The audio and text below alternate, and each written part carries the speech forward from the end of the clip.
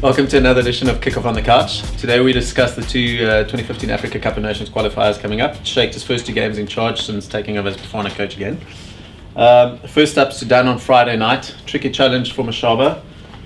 More so if we look at the squad, that's the 24-man squad he's got to work with, guys. Zola, what do you make of this squad?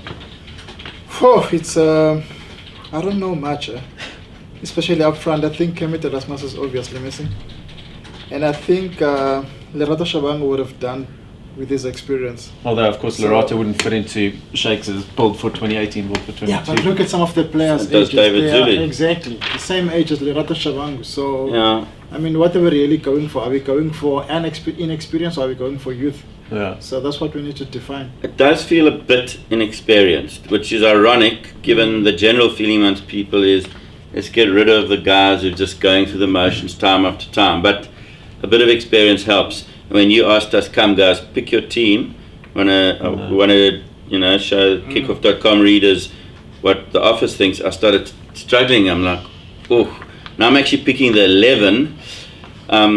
Matoho walks straight in instead of being an option, and then you start wondering who's next to him. Well, exactly. If you look at the back in particular, I think, well, obviously up front, which is where we've always struggled, but I mean, if you look at the back, you struggle to find another. Who's going to partner Matoho? I mean, especially we're talking about playing away, exactly. So I think looking at the team now as it is, I wouldn't go for Maguire because his inexperience is still young. So the only option right there is putting Pachel at right back and Nona at centre back next to Matoho. And Rivaldo is obviously too young as well. Look, I think it's great that Shakes has got those young guys. And if we as a nation can say to him, look, we do want to get to the AFCON, but we're going to hang you if you fail by blooding these guys and giving them the chance, that's cool. And youngsters play without fear. They're very proud and excited to be wearing the colours and that. So there's a whole lot of positives in that. But you do need to balance it. I think when you start at the back and think, okay, I've always rated Keith, but he hasn't had much exposure. The alternative is Senzo, and then we've got the kid. It didn't seem a problem when Kuna was fit, but suddenly he's not fit, then you start worrying about it. Up front, look, most of us question Zulu, although on the striker thing, you can't really blame Shakes because you're damned whatever you do when you're picking strikers for our national team. It's not worked for ages. Bernard Parker's the only guy who scored consistently since Benny hung up his boots. And I mean, Erasmus only really started scoring the last 2 weeks since the squad's been announced. But that's my one point. When the squad came out, I don't know if you guys remember me, I shouted from our desk, but where's Kermit? I know him, it was a couple of days after he'd missed those sitters. No. But Kermit misses sitters because he gets into the position to miss sitters, which is already halfway ahead of a lot of other strikers. He is a class player. Yes, there were issues around confidence and he wasn't putting them away. When you're talking about form in a national team, it's not this exact weekend. You have to be a slightly more longer view than that. And Shakes has said, no, he's picking on form. Well, if you're going to be that precise, then change your squad at the last minute to include him. Because he's now got the goals. Kermit's got to be someone that's got to be thinking for long term. But the biggest challenge facing Shakes is that as much as you want to pick youngsters, you must pick youngsters who are playing Exactly. clubs. So 8 out of the 24 players. PSL clubs do not pick youngsters. So that's the challenge facing him. Look at Nyahuza. Nyahuza is an option for Happy Jail at Pirates. But the truth is, he's not going to be their first option. So now, do you really want to invest international experience on someone who's not going to play at the club and who you're going to drop at the later stage? See, that is a problem. The clubs are pretty conservative. I mean, well, they have to be because results can't, because otherwise the coaches can find new sponsors or whatnot. So. You see clubs in some of the most cutthroat leagues worth millions more than our league in Europe, taking more of a chance on youth than some of our. Here's an example. Kevin Johnson has just lost a job. He's one of the coaches with the most faith in youth. Yet I understand one of management's criticisms of him is he wasn't giving Morné Nel a chance. We also wondered, where's Morné Nel? If Kevin, at a club that's relatively stable and you don't just get sacked straight away, is thinking twice about picking a good young talent like Morné Nel, then where is the hope for the youth? And that's why really I'm hoping this reserve league, I'm hearing now they're going to up the age limit to about under 21 so that they don't stand on Safa's toes, blah blah politics. But I'm just hoping it really does bear fruit, and we are going to start seeing more young kids really knocking on the door because people are watching them playing all the time and doing well. Because it does filter through here. Shakes has been very brave with some of these names. I mean, a lot of fans, if they're honest, hadn't heard of some of these people. Yeah, true. We'd heard of them, but we hadn't written about them all because they really were no one in the eyes of most people. So well done to Shakes for being brave, and I hope it doesn't come back to haunt him in his first game, because that'll just break the spirit. We're all feeling we can do it. As the cover said, shake it up. That's the general feeling. We need to get a positive result there. Just on that, what do we make of the exclusion of Serrero and Mshlanga? I mean, I know it's a bit. That was a bit strange. I was at the press conference and he was asked the question 3 times, and every time he sort of gave a different answer. He was like sidestepping a bit. Zola, your theory. We can speculate, but the thing is, it's a bit strange. Dropping Serrero is a bit strange because he fits into this category. He was at the World Cup in 2009 in Egypt under 20. So he fits into the category of the players who will be at the World Cup in Russia 2018 as well as 22. So now with a player like that, it's someone that you want to build the team around. You see, Zolt, I remember we were discussing, you said to me, but we know Shakes, he's a disciplinarian and he's loyal to his players, but they must also fit into the line behind him. And you're thinking maybe he was trying to make a point to Serrera. I would hope there were better ways to make a point. Call him up and say, listen lad, I hear there have been problems with Gordon and this. None of that with me. You know me, I know you. Exactly. I'd have preferred to see that from Shakes, because leaving out Serrera is like sitting in Argentina and saying, what do you make of the decision to leave Angel Di Maria out of the Argentina team? Strange. He is one of our best, if not our best player. But also missing his flight, so that's also... missing a flight. Maybe Shakes should fly to Holland and have a cup of coffee with. No, Shakes is not doing coffee. He made clear on that. Send up so what messages. Guys, no Kune there. Who are we going to see as captain in this game?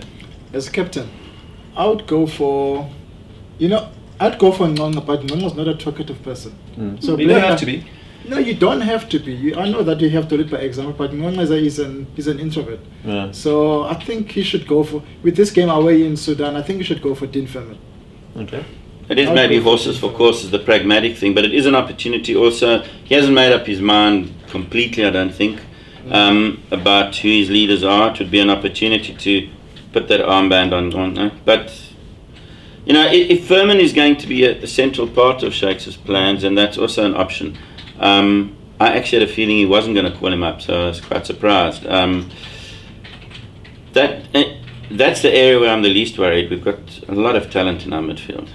And if they can actually dominate, if they can work on that pitch and do the business, then other things might fall into place. With the exception of Zwane, that entire midfield are regulars at their clubs. Yes, that is great. It's the other areas that we struggle. What have I always said? We're a nation of midfielders. But at the same time, we should also not be... we should also not contradict ourselves, because we said to Shakes, we want a team that's going to go, that can take us to the World Cup in Russia. So we shouldn't judge him and put him under pressure based on these results. No, because we might not get results against Sudan, and we might also lose against Nigeria and Cape Town. So if that happens, we should still get behind the team. Yeah, look, Nigeria is going to be tough, no matter what. Exactly. And it's not going to be, it should never be a judgment against a brand new coach who's playing Nigeria. That's a baptism of fire. Away in Sudan isn't easy. I think, we as a nation of football lovers must stand by his selection. My big questions are more about his backroom staff, Nothing against Lucky Shaburi, he's a lovely guy. I'm just not sure how he got the job as goalkeeper coach. Where did he come from? Things like that. But I think we've got to... Shakes must be given the time to look at his players, to try and match them. He's boldly putting some youngsters in from his...